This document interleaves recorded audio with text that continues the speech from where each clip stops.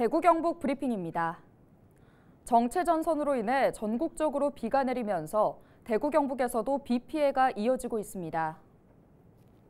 지난 13일 오후 6시 20분쯤 안동시 풍산읍에서는 주택 벽면 일부가 무너져 소방당국이 긴급 안전조치를 했고, 밤사이 안동과 영주에서는 나무가 쓰러지며 도로를 막기도 했습니다.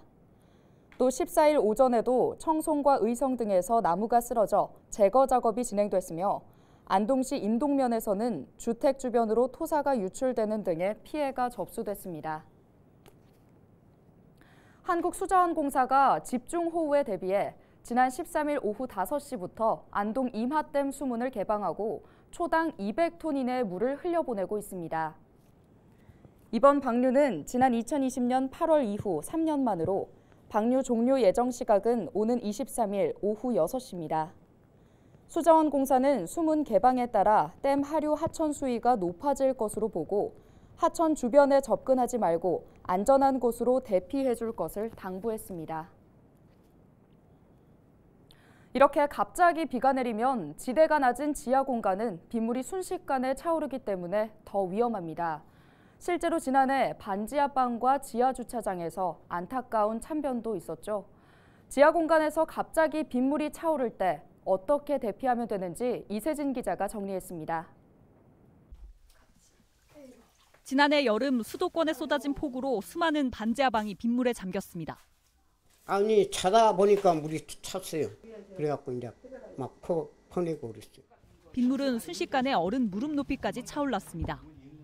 이게 다 되지. 여기까지 물이 여기까지 차고. 지금 물이 빠져서 그렇지. 예, 물. 완전히 잠겨서 여기도 저기 어린애들이 있었는데 어린애들 있잖아요. 예, 은행에 다 2층에 다 대피 다 지고. 큰일 날 뻔했다. 참변도 있었습니다. 서울에서는 반지하 주택에 살던 일가족 3명이 침수된 방에서 빠져나오지 못하고 숨졌습니다. 반지하 주택은 건물 구조상 대피가 어렵습니다.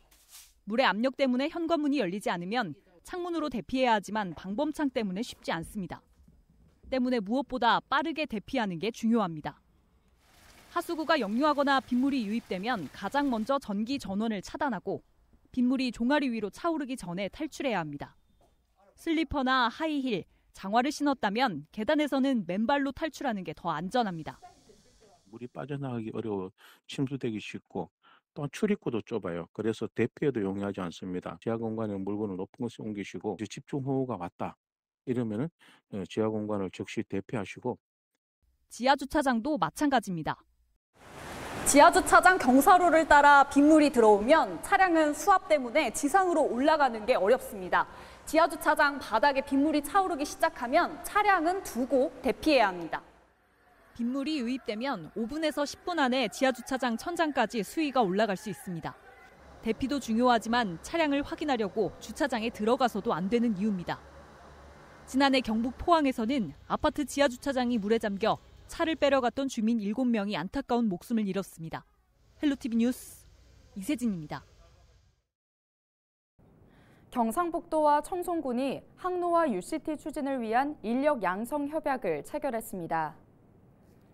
이번 협약에는 대구 가톨릭대와 청송고 등 4개 고등학교, 교촌 F&B 등 6개 기업이 참여해 청송 사과를 활용한 항로화 물질 연구 개발과 산업화에 힘을 모으기로 했는데요. 한편 경상북도는 지역 청년들의 수도권 유출을 막고 인구 소멸을 극복하기 위해 일시군, 일대학, 일전략 산업을 구축하는 경북형 UCT 사업을 추진하고 있습니다. 봉화군과 영양군이 토종 민물고기 자원 회복을 위한 치어 방류 행사를 열었습니다. 봉화군은 13일 내수면 어자원 회복과 어업인 소득 향상을 위해 낙동강 지류인 소천면 현동천에 버들치 어린 고기 2만 마리를 방류했습니다. 같은 날 영양군은 쏘가리와 붕어, 메기 치어 약 19만 마리와 다슬기 87만 폐를 관내 주요 하천과 저수지 등에 방류했습니다. 오늘 준비한 소식은 여기까지입니다. 지금까지 대구 경북 브리핑이었습니다.